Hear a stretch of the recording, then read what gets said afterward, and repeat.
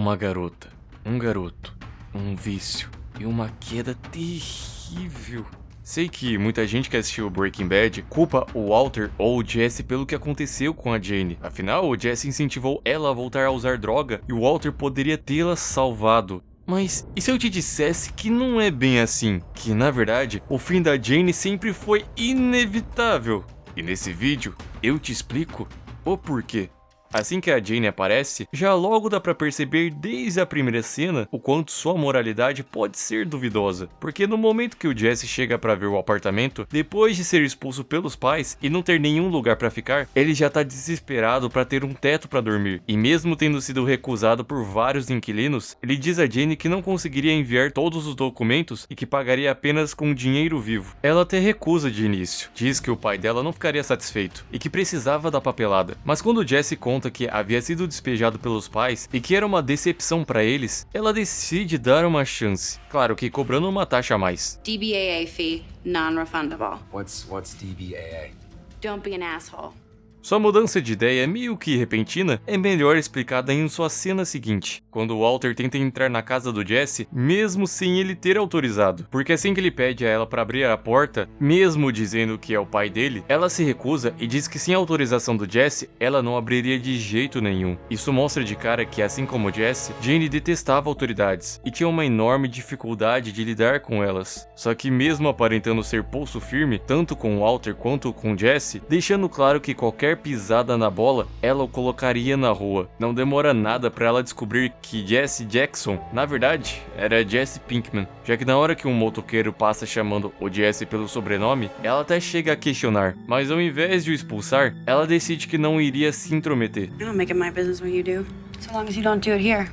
E não só não se intromete, como começa a se envolver cada vez mais no mundo dele, se identificando com seus problemas, seu lado artístico, se divertindo com ele e aos poucos se deixando levar, já que ela começa a se abrir, contando ao Jesse que o pai já havia pego fumando várias vezes. E quando os dois ficam juntos pela primeira vez, o Jesse chega a sugerir que poderiam fumar ali, o que faz Jane se levantar, se afastar e decidir ir embora, mostrando a ele que já estava sóbria há 18 meses. Mas mesmo tentando ficar longe, isso não impede dela voltar. Jane sabia que aquilo era uma má ideia. Sabia que só de estar na presença do Jesse, sua sobriedade podia desmoronar em questão de segundos. Mas algo unia os dois, e era muito mais forte que ela. E nem tô falando do vício, tô falando de comprometimento. Ou melhor, da falta dele. What kind of tattoo artist has no tattoos?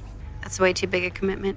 Uma tatuadora que não queria nada marcado na pele, porque pra ela, tudo que é marcado, fica. Seus desenhos eram mais que um trabalho, eram sua forma de expressão, assim como Jesse que desenhava os heróis que queria ser, como um garoto cujo único poder era andar pra trás. Porque quanto mais a vida apertava e os problemas apareciam, mais eles buscavam meios de fugir e escapar da realidade, seja criando um personagem ou se tornando um, principalmente quando precisam se provar para quem ainda confia neles, seja agindo como um chefão do crime ou fazendo o contrário e pagando de boa moça no momento em que seu pai aparece, correndo do Jesse e fingindo inclusive que nem o conhece depois de tudo que passaram juntos, já que é mais fácil mentir e fingir que nada tá acontecendo do que encarar a verdade e assumir a responsabilidade pelos próprios atos. Por isso, já mesmo tão envolvida com o Pinkman, ela prefere recuar e parecer fria como se não sentisse nada por ele. Who's you and me?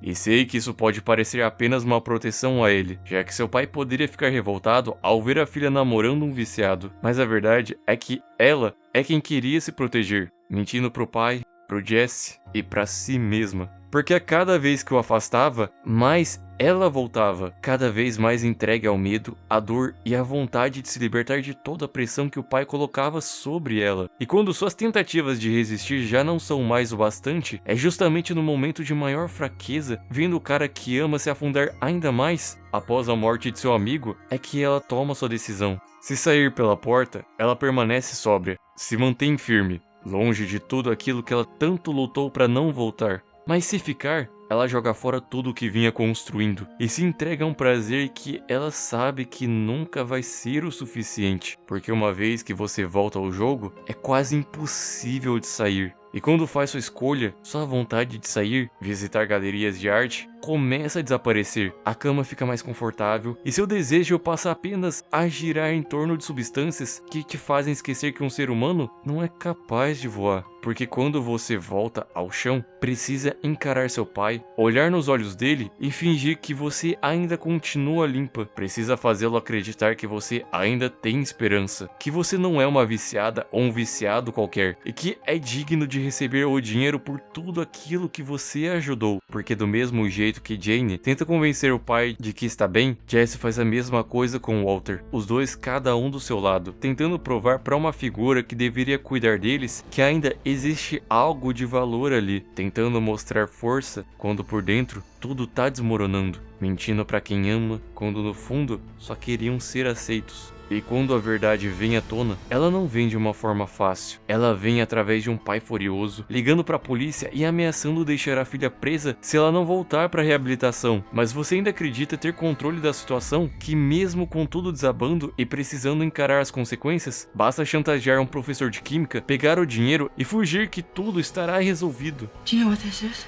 It's a whole lot of cheddar. This is freedom. This is saying I can go anywhere I want. I can be anybody. Para Jane, liberdade era viver longe de todos os problemas, longe do julgamento, das cobranças e da expectativa de tentar ser alguém melhor. Era sua passagem para escolher qual personagem ela gostaria de ser. Qualquer um, menos ela mesma. Porque apesar de dizer que não gastaria nenhuma parte do dinheiro com drogas, para alguém que nunca teve controle, a tentação é forte demais. Você tenta escapar, mas a droga te pega. E às vezes você levanta, tenta de novo e consegue recomeçar.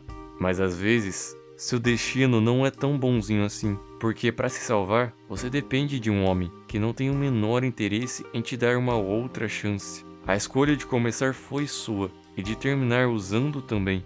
Se sobrevivesse, poderia ter parado, mas a maior chance era de que ela nunca tivesse recomeçado, porque seu fim, o choro do seu pai, a queda de um avião, mostra que seu destino já havia sido traçado, e dessa vez não havia como fugir. Já que alguém que buscava melhorar sabia lá no fundo que iria cair no momento em que permitiu que um traficante como Jesse ficasse no seu apartamento. Mesmo que ele continuou fugindo, chegando até escancarar a verdade em um dos episódios mais tensos da série. Isso eu explico melhor nesse vídeo, aí na tela.